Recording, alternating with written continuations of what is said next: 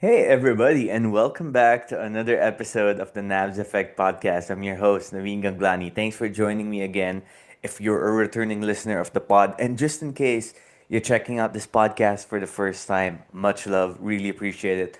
Hope you stay for the long haul. Super fun episode we got today. We're going to speak with Ateneo Blue Eagle, Dominic Escobar, one of the standout players in the UAAP today. In fact, he's in the top 10 in the MVP race of the UAAP Season 88 men's basketball tournament. So a lot to unpack there with Dom. But first, I want to share about the partners of the Navs Effect podcast. First, Daily Fantasy. Yes, the Navs Effect podcast has officially partnered with Daily Fantasy, and they've got a great promo that they're going to be, let's say, activating over the next few weeks. And what is that? Well, leading up to December, there will be 1 million pesos on the line with the daily fantasy games, which you can play on their app or on the website.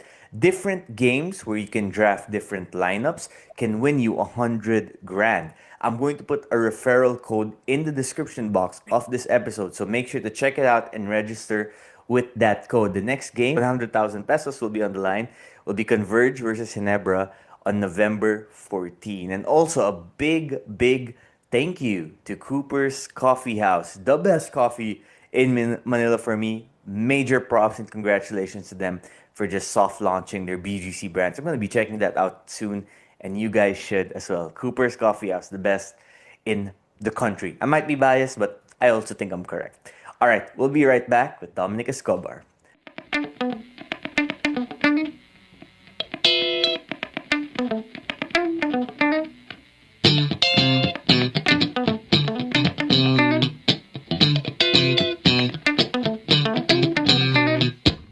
Dom, welcome to the pod once again, man. Thanks for being here. It's great to have you.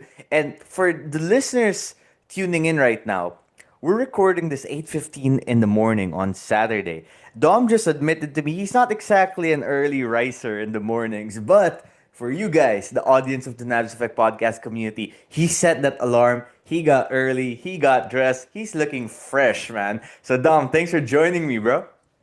Thank you for having me, brother. I'm glad to be back. You're always welcome, man. So the last time I had you, you were with Jaden on this podcast too. That was a few months before the UAAP season started. In fact, I think you guys had just arrived in Manila. And I think needless to say, a lot has happened since then. You've played 10 UAAP games now in your lone season in the UAAP. So the first question I have to ask is, what are some of the learnings or things you've realized from the last time I had you on this podcast up to now that you played in the UAP? I mean, has your perspective about college ball in the Philippines just changed totally? I mean, yeah, I didn't really know what to expect about Philippines basketball other than the stereotypes and just from seeing what I see on social media. But after really playing in it, I mean, those stereotypes and everything are true, you know. I mean, the physicality is probably the biggest thing that stands out here. And just the atmosphere and the environment you play in is like nothing that you'll ever experience before, especially back where I played at in America. So yeah, man, it's been one hell of a journey so far, and I'm enjoying every part of it.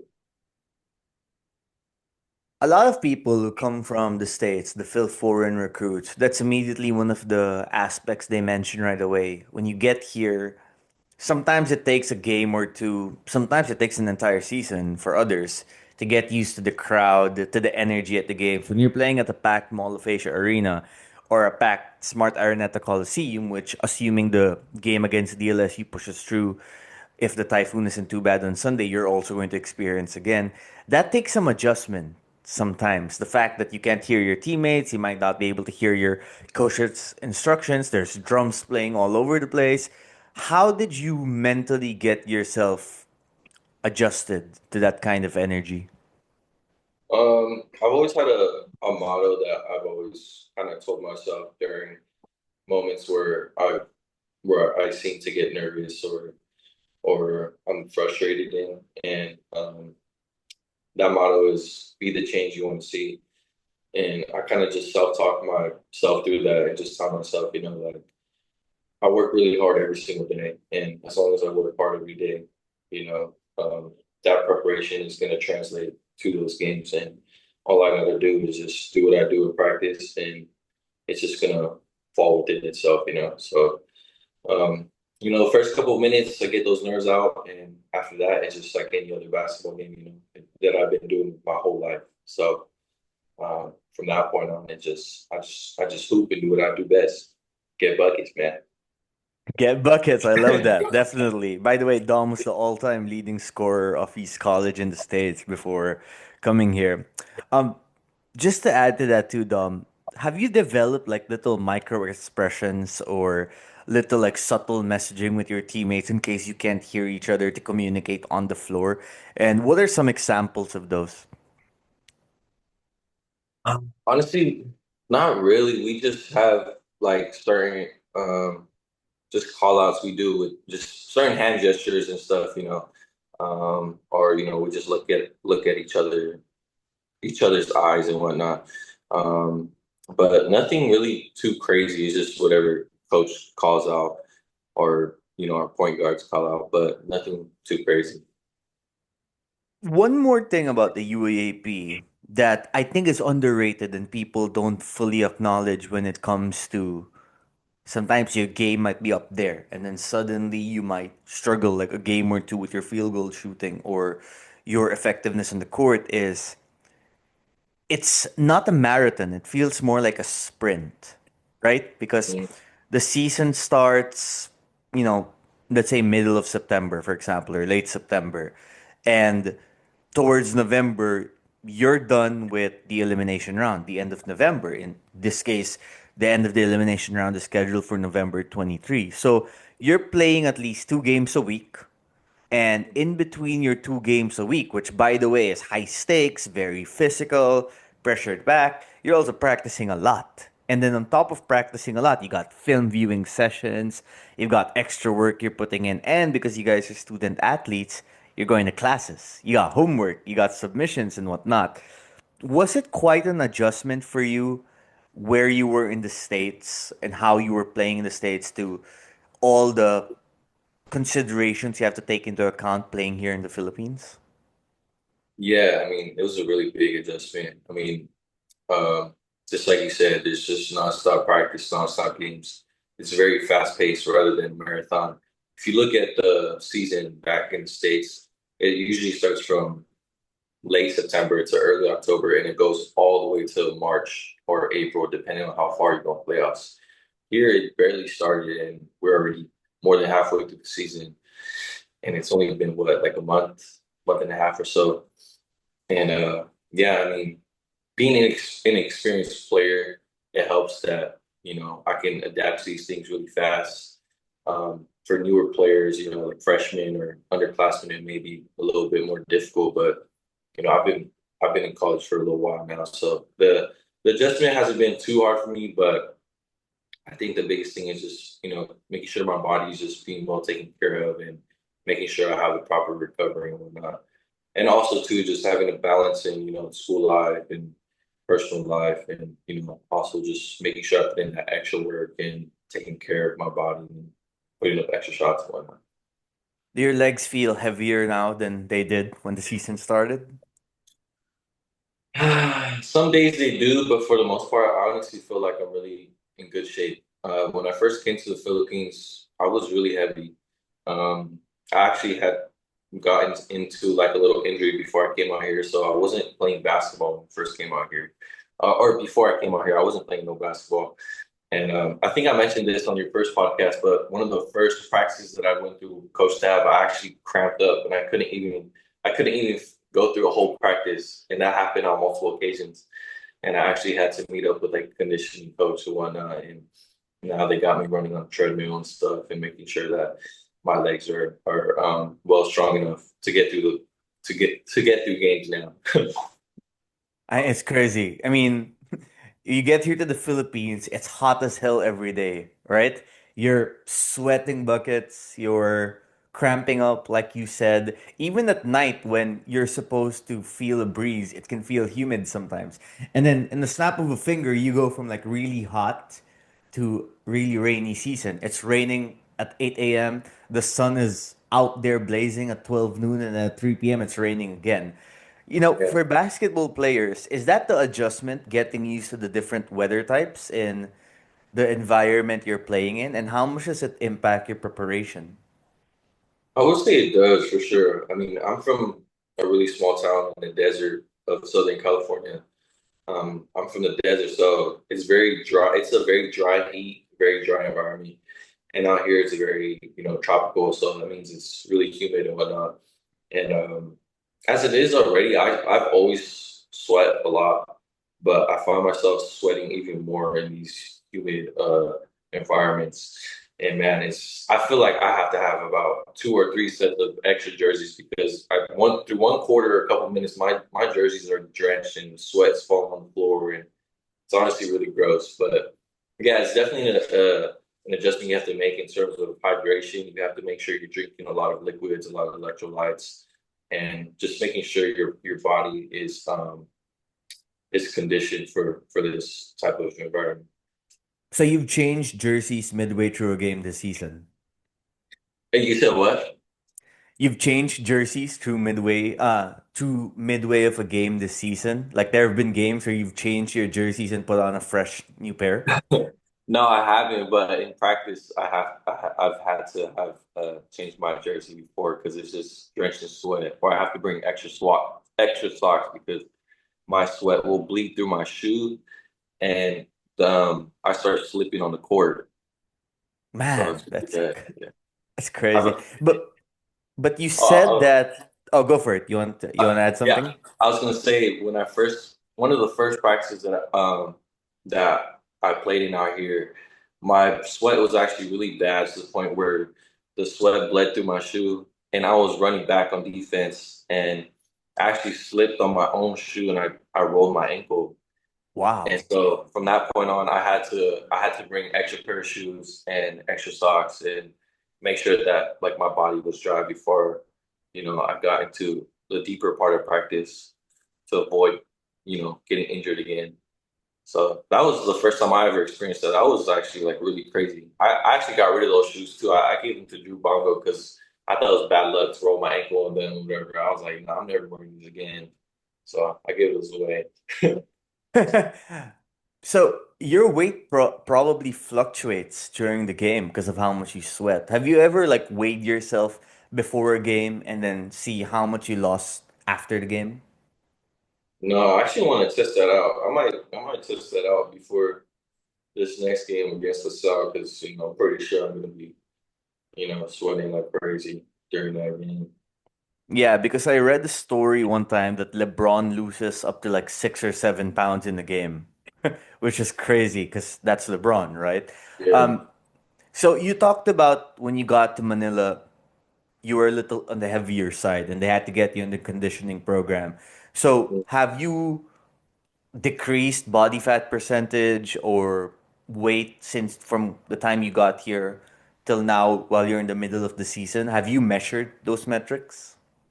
yeah. When I first got here, I think I was about 235, 236, and now I'm standing about 225, and then it just Mm. fluctuates from that point on, and it can either go down or up. Just depends. Probably helps you out too because the game can be so fast paced sometimes here. Man, what these guards out here quick, man. They got me on the.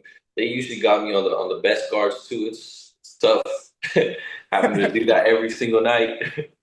Which guard would you say has been the toughest one to defend so far this season? Which has given you the most headaches? I mean, there's a lot of good players in this league, man. Um, Recently, I had a guard, John Abate from UE. He's really good. He can go both ways. He can shoot. He's three-level scorer. Um, Bautista was also really good just because I felt like he just had the utmost confidence. He could just pull from wherever he wanted. I feel like the hardest player I've had to guard so far is either probably from UP, Alarcon. He, Mm. it's kind of funny because his game is like I feel like very similar to mine in terms of like the mid-range shot and stuff. Like he knows how to get to his shot. And yeah, man, there was a couple times he got a couple buckets on me, and I was just so frustrated because I felt like I was there, playing good defense, and he pulled up on me and was hitting Jays on me. I was like, damn, like at that point, it's like you're mad, but at that point, it's like you got to have respect for his game too, because it's hard. It's hard playing against good defense and then making those shots and stuff. So I give him his flowers.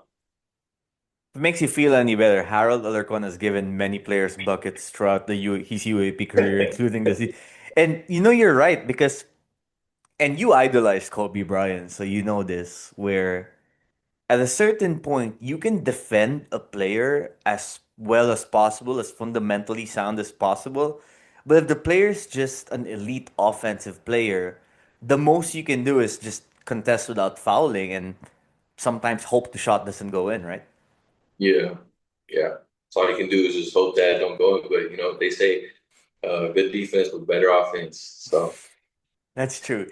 Great yeah, offense will always beat great defense. Not yeah, always, I guess, but most of the time. yeah. Well, what's interesting too is for you, Kaimani, and Jaden, the one and duns of Ateneo, is you're playing in a UAP season that's very unique. Now, I've covered the UAP for a while, and trust me when I say that we don't get seasons like this very often where number one, NU right now, who's 8-2, up to number seven, FEU, who's 4-6. By the way, all due respect to UE, I got love for that community. I think they deserve better than what's happening right now. But Mm, 1-7, I feel like anyone can beat anyone on any given day, right?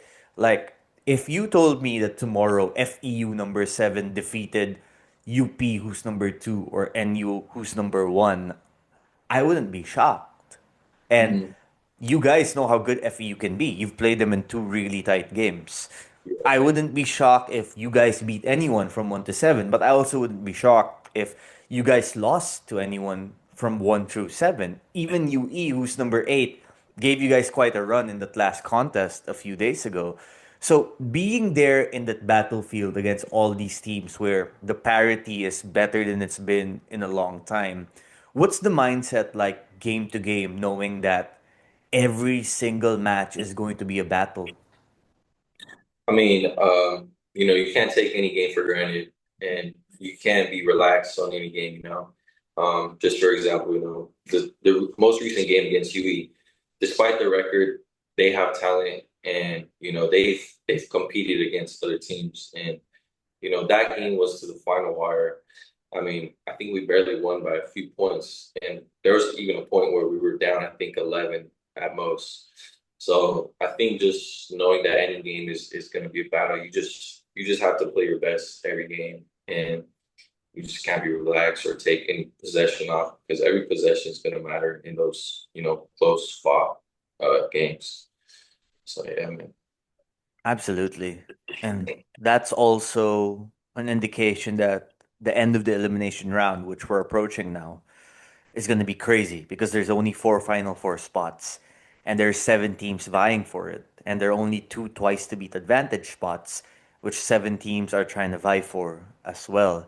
Now, it's been quite the contrast of runs for Ateneo since the season started. You guys got off to a very impressive 4-0 start. Four big wins immediately, capped off by that superb performance against DLSU. And then after that, some challenges, five straight losses. Now, to be fair, you lost Divine for a stretch there. And I think we can mention that because of Jared's shoulder injury, he's not quite 100%. So you got to experience the winning side of things and then the losing side of things. And now you guys are 5-5. So mentally, how challenging can that be where it feels like you're at the very top, everything's going great, and then suddenly you come crashing really fast and you're trying to find solutions really quick. How did the team find that mental balance of staying not too high and not getting too low? I mean, like you said, we experienced the winning side and losing side. While we were winning, it was such a great feeling. You know, and while we were losing, it was tough, man. It's just like, how do we go from 4-0 and then now we're on a 5-game losing streak? But like you said, we lost Devon. Jared was going through his injuries.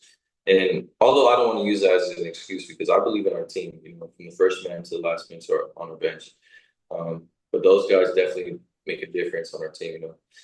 But I think through those losing times, we just really had to come together. I mean, there was a lot of team meetings that had to be done because through those losing times, we felt like we were disconnected at times. So, there's a lot of team meetings done and just talking about discussing what can we do better as a team and how can we be more connected during those tough times because at times there were times where we would fall into our individual tendencies rather than coming together as a unit. And I think once we figure that out, um, we really just play more of a complete game rather than just playing one half and then a bad half. So I think it's just really just being together and just being all on the same page.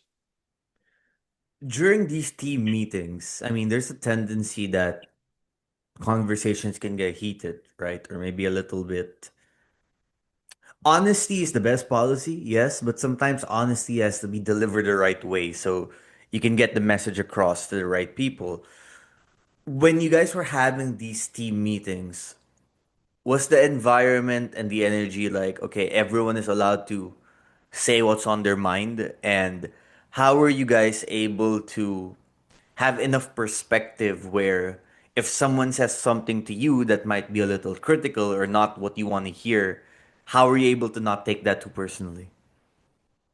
I think our team has a really good relationship to the point where even if something were to come off as harsh, no one would really get their feelings offended. That's just the brotherhood that we have at Ateneo. We're all really close and really, tight.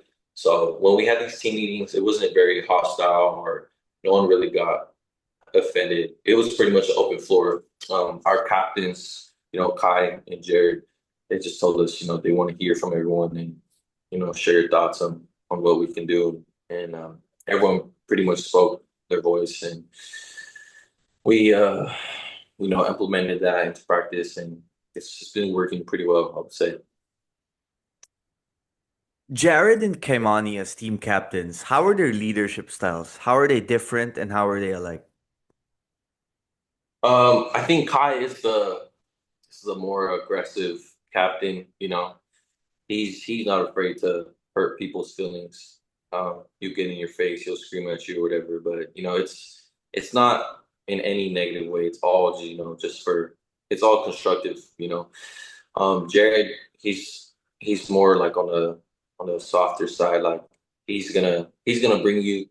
He's gonna be like, hey, you need to do this, this, this. They're kind of like a yin and yang. Like, Kai's very fiery and Jared's the nice guy. But in a way, it works really well together because some guys may not be able to handle the yelling in heated moments, and they need to go to that captain where he's going to talk to him in a calm manner and whatnot. So it works well for the team. Would you say Sean has the most confidence? Because remember I asked you guys the other day after you beat UE, how many points would you score if Wemby was guarding you? And when I asked Sean his answer, he was like, "Oh, I'm beating Wemby 11-0." So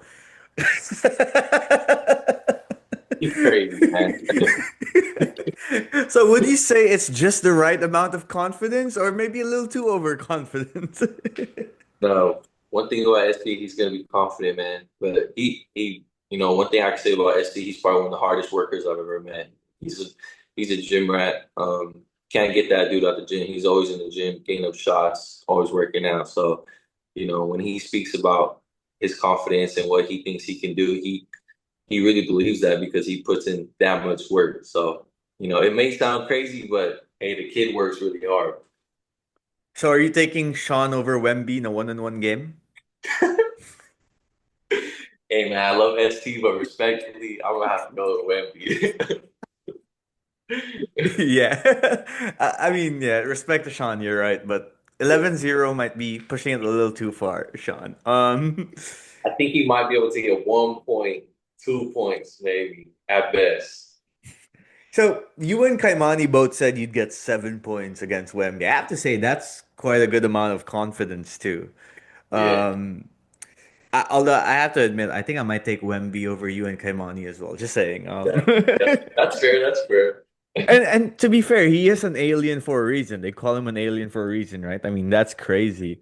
Hopefully, one day we get someone in the UAAP who's like Wemby-ish, like that big, that talented. I think it's gonna happen eventually with the way basketball is going. Look, there's a lot of physical teams in the UAAP. A lot of teams we should say that can test the mental resolve of their opponents as well. From the teams you guys have faced so far, which quad would you say has been the most physical with their approach?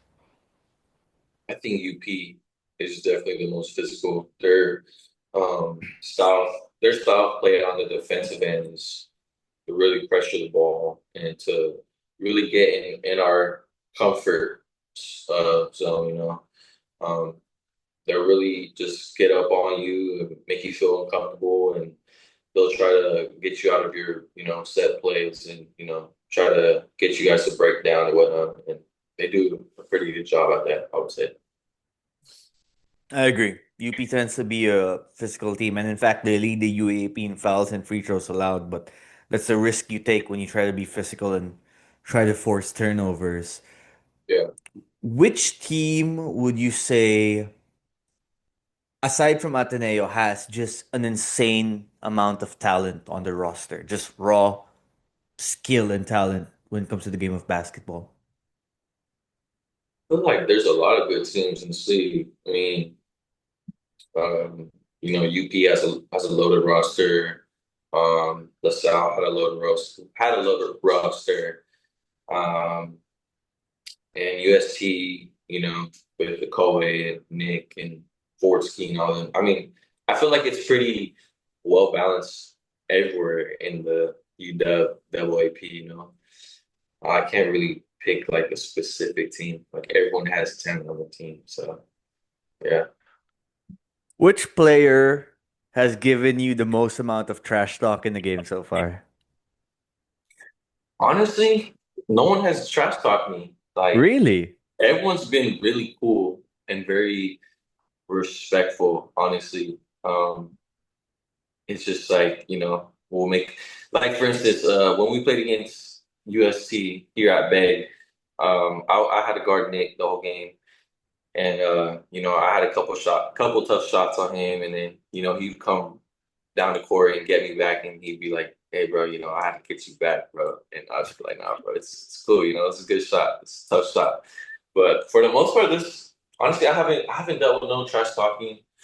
Um, Everyone's been super cool. It just they're so all super respectful, all super cool, all cool people. Yeah, that moment with Collins too, where you both crashed on the floor from a Yeah, physical foul, I think. And it yeah, looked for a moment like you guys might stare each other down. Instead, you laughed and just pulled each other up, which is quite a funny moment. Wait, when yeah. you guys both fell on the floor, did you guys just smile at each other and that's what led to that moment? It was crazy because when I fouled him, I thought I had fouled him pretty hard, because I didn't want him to get that easy bucket. And when I saw him looking at me, I thought he was gonna like get up and do something crazy. But then he smiled, and I was like, oh, like he's actually hella chill. So got up, and I was just like, hey, bro, no bad blood, and then couldn't give you the easy points. He's like, nah, bro, it's cool, it's cool. Like, That triple overtime game, I mean, if there was any game you would have cramped up, it would have probably been that. But to be fair, it wasn't only you guys were cramping left and right. I mean, when you yeah. lose a game like that, three OTs, you go all the way, you see your teammates get hurt. Was it crushing that night, or was your mentality like, I just gotta move on to the next day, the next game? Yeah, that game was very disappointing because we felt like we prepared so well for that game, and we felt like we did everything that we could to get the job done, but we just didn't get the job done. And that being, I think one of the first games in I don't know how many years, a really long time in Bag since it's been renovated. We wanted that win. I mean, you saw the crowd; it was crazy. we wanted to win at home. So it was definitely devastating, but at that point, it's just next game mentality. We gotta just put that game away and just focus on the next game because if you put so much energy into the losses, it's gonna make you lose energy going into the next game. For sure.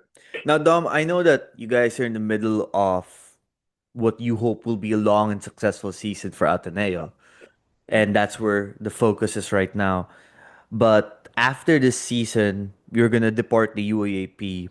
Have you considered your options for your pro career, where you might want to play? And I'm not sure if the Philippines is an option for your pro career, have but you consider the Philippines as somewhere you might want to play? Yeah, for sure. I mean, I love the Philippines. Um, I don't know how it worked because I just recently got my Philippine passport, and I know there's a new rule that they had implemented about, you got to get your passport before the age of 16 for Wait, certain. that's for the national team. But as long as you got a Oh, Philippine passport, you can play pro ball here.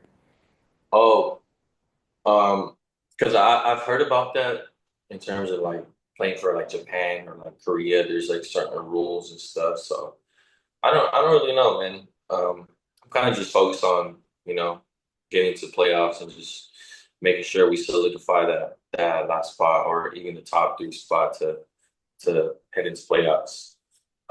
So yeah, What's the best part about the Ateneo campus for you? What do you like the most about it? it's honestly a really beautiful campus. I think because I came from such a small school. I think just even just walking around and just just looking at the scenery and actually just seeing the student life that we have, it's honestly a pretty cool thing to see because I came from a really small school, so there wasn't really a lot of kids on campus. You wouldn't really get that university feel because it was a commuter school, so kids would just go to class and go back home. But here, you got kids from all over staying here and it's just cool seeing the environment we have here at Ateneo. What's the funniest interaction you've had with students or classmates in school so far? I think when people just recognize who I am, they're just like, like, can I get a picture with you? Or it's just funny because like, like, okay, one time I was on the transit line trying to go to the gym, and I was waiting in line, and a student came up to me and she was like, "Are you Escobar?" And I was just like, "Yes, I'm Escobar." Like there's no one else who looks like me out here, but like you're gonna ask me who looks like, am I Escobar? And then she walks away. And then, 20 to 30 seconds later, she comes back and she's like, can I get a picture of you? And I was like, yeah, you can get a picture of me. And then from that point on, like there was a bunch of other students asking me for pictures, but it's just a trip like how these fans are. They're like very they take a lot of pride in their athletes and their favorite players out here. Have you pulled any funny pranks with your teammates so far? I wouldn't say pranks, but we just trash talk each other a lot, whether it's competitively or just trying to be funny. We're always just joking around with each other all the time, just nonstop. Do you also play 2K with your teammates? Honestly, don't play no video games. I don't have my system out here. If I did, I would play, but I don't have my system out here. Because when I had Sean on the podcast a few months ago, he feels like he's the best 2K guy on the team. Well, not the best. He said maybe next to Ian, but he says he's pretty up there. Have you played 2K with Sean yet? I haven't, but if I had to put my money on someone, it would definitely be Ian because Mm.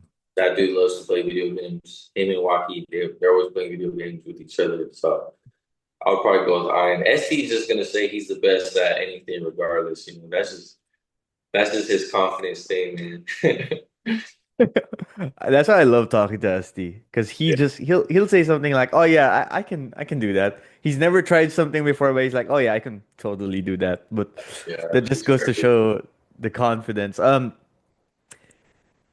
You've also had your girlfriend here, your long-term girlfriend from the States over the last few months to kind of just be there, support you, help you out. I mean, I'm sure for her, the experience has been eye-opening too, just being here in the Philippines, right?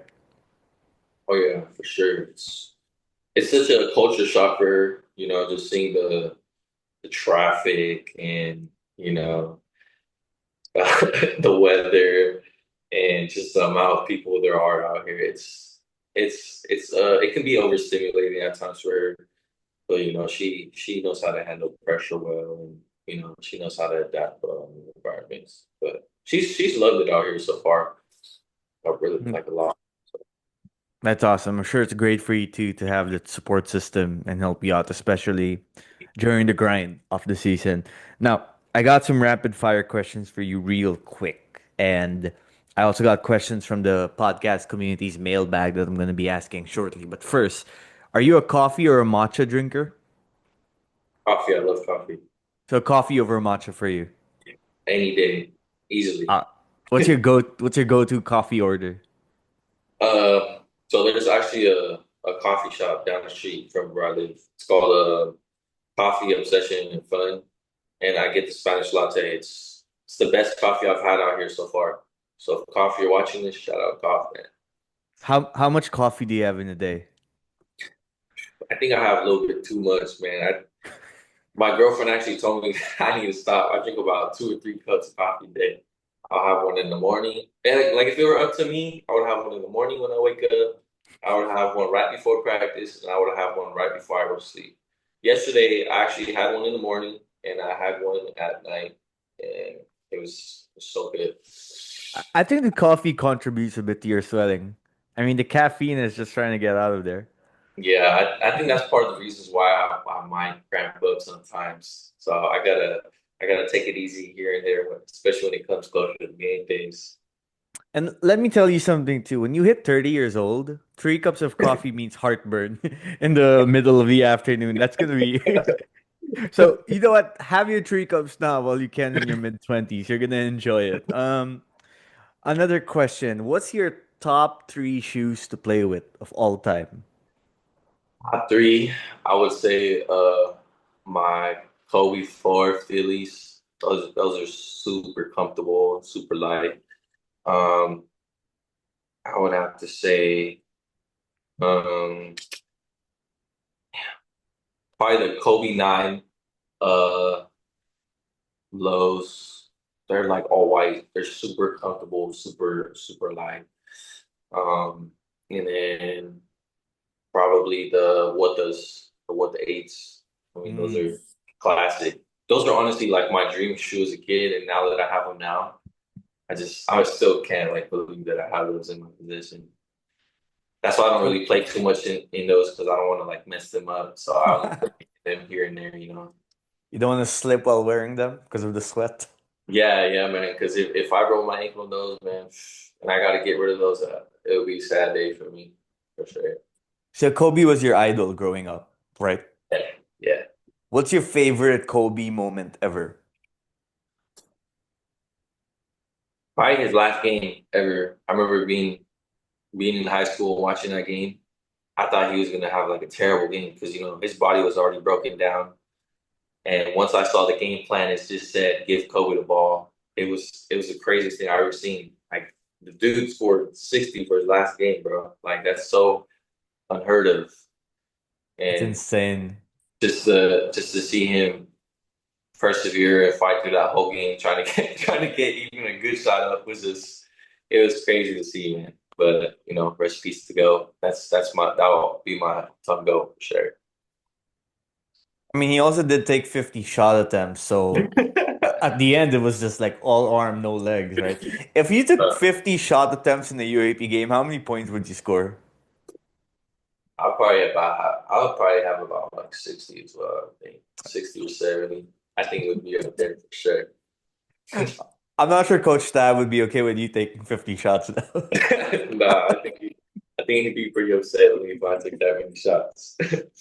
All right, last one for me before we get to the mailbag. I'm not sure if you've noticed this, Dom, but on social media, they've developed quite a few nicknames for you. I think one of them is Dom Cutie. The other one is Angel Face Dom. Some just call you guapo. I think you know what that means by now. Have you had interactions like this in real life where people are just like smitten by you, and how do you respond in those moments? I'm sorry, those nicknames are crazy, man. They're funny as hell. Uh, yeah, I've had a lot of interactions. People would just straight up just tell me like how pogy or how guapo I am, and sometimes it depends on the person. Like it might make me feel uncomfortable, but for the most part, I just take it in. I'm just like, okay, thank you, appreciate it, and then, just go on about my day. Yeah, I mean, the biggest battle online right now is fans wondering or questioning who's the better looking guy, Dom Escobar or Harold Alarcon. It's the biggest social media rivalry right now. How's your girlfriend reacted to it? Is she just amused by all of it? Because she's like, I mean, I've known this for a while, but now everyone does too. Man, she gets sick of it. Honestly, she's just like, oh my gosh. Some fans make AIs of me like holding them or kissing them or making AIs of me shirtless. She's just like, wow, like she just can't believe how fans interact with me sometimes. But at the end of the day, I'm just like, I'm with you, and that's all that matters. You can't let the social media stuff get to you because it's not real at the end of the day. People have actually made AI of you. Like, Yes, that's crazy. it's crazy, bro. How much do you use AI every day I don't use AI at all. at all? There's an AI that some like super fan made of me. It was like shirtless, and I have a whole like chest tattoo. Like I have my whole chest in, and someone did an AI of my chest shirtless and with their name on it, like across like this. It was crazy, bro. I was like, damn, I didn't even know I had that tattoo. Like, what? That's crazy. That was probably the craziest one that I've seen so far. I I was mean, like, have your boys in the US like gotten word of this? Because they'd probably give you a great time for it, right? If they saw all this AI. yeah, they're just like, damn, bro, you're big time now. Like, this is crazy. Stuff like, Man, man, oh man, that's crazy. All right, let's get to some mailbag questions. None of these guys made AI of you, at least I don't think so. This one's a good question. From Ron. Ron wants to know what's the story behind your tattoos? I have a lot of tattoos, but I can give you a story about my first ever tattoo. My first ever tattoo was my senior in high school. I was 17, and it was right when Kobe died. I was, you know, I was in such shock that he had passed away. And one of my goals was to meet him and to have like a workout with him. And it was crazy because when I was in high school, we actually went into playoffs. We made it to the semis, and we went to go train at his facility when it was still the Mamba Sports Facility. And it had just so happened he passed away like a couple of weeks beforehand. And I was so upset because all the people he worked with, like all his trainers were there except for him. So I just knew like if he was still alive, he probably would have been there too. Mm, So I went to go get that done. It's a tattoo on my left arm. It says "Be Legendary," and it has like a purple outline and black and the number 24. that's wonderful. Rest in Yeah. peace to Kobe. I mean, personally, my GOAT is Jordan, but for those who say Kobe's their GOAT, I mean, nothing. You can't criticize that at all. It's Yeah. Kobe. Let's Yeah. see. Oh, this one from Simon. Who are your top three Blue Eagles of all time? I know you haven't been in Ateneo for a long time, but from the former Ateneo players or even the current Ateneo players you're playing with, if you had to make a top three list, who would it be? I uh Iron and Iron and SC. ST's I'll gonna go. love that, man. Yeah, he's gonna love it, man. He's gonna be like, "Nah, thank you, bro. I love you, bro." He's gonna give me a ST's gonna tell you in practice next time, hey Dom, just remember, I'm one of your goats. Damn, you're right. Maybe I should take that one back. Okay, final question from Jong. Your go-to restaurant in Katipunan? Wacko. What about coffee? Man, Oh, okay. that's my favorite spot. Me and my girlfriend, it got to a point where we were eating there almost every day. Like, and I got a loyalty card, and I was getting like stamps, and I was getting like free cups or like a free drink because I was literally going there every day, bro. And I always get the same thing. I always get a Caesar salad with beef tapa. Make sure my eggs are well done, and I get a Spanish latte. And So you get rice as well. oh yeah, the beef tapa comes with vegetables, well done eggs, rice.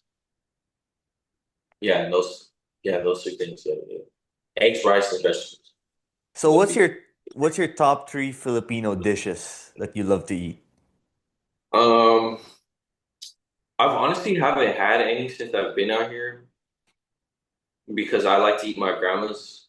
But from what she has cooked for me, I've always liked her chicken adobo and her I think it's pronounced like bonse or bonsi. Pancit, yeah, correct. Bonse is fire. And I've always loved when she made breakfast for me, longanisa with like fried eggs and rice. Um, I've also loved she used to make this, I don't know what it's called, but it's like jumbo shrimp with like onions. It's like sweet. Hmm. It's like Wonder what there's that like is. it's like huge shrimp, and then she cooks it like in this like sweet, I don't know, Sweet whatever sauce. Yeah, a lot of sweet sauce. Filipino sauces are sweet, correct. Yeah, that Yeah. is true. And then you have to like peel the shrimp and you have to eat it. I don't know, it's fire though. Whatever that is. Man, you probably go crazy with that, huh? Yeah, my grandma, it's crazy because when I used to live in LA, she lives like down the street from me. So I would just tell her, like, hey, grandma, I'm hungry. And only for me, she would have a whole feast of food just for me. And I'm like, hey, grandma, who else you inviting? She's like, no, like, it's just for you. And then she sent me home with like 2 bags of food, and I would have food for the rest of the week. Man, Yeah, grandmas are the best, bro. yeah, they are the Definitely. best. My other grandma actually just flew in yesterday, and Oh, nice. this is her. She's also Filipina as well, and this is her first time being out here. So she's actually getting crack at it. And she's just like culture shock as well with the whole thing. You gotta take her to the tapas spot. Yeah, for sure. I'm gonna take her probably today after practice. Yeah. That's awesome. Hey, Dom, I just want to say thank you for joining me. Really a pleasure having you on again. Thanks for getting up early and setting up an alarm to record this episode with me. And you're doing a fantastic job this season. Keep up the great work. I'm sure your future's gonna be super bright even after the UAP. Thanks a lot, man. Appreciate you, brother. Thank you for having me.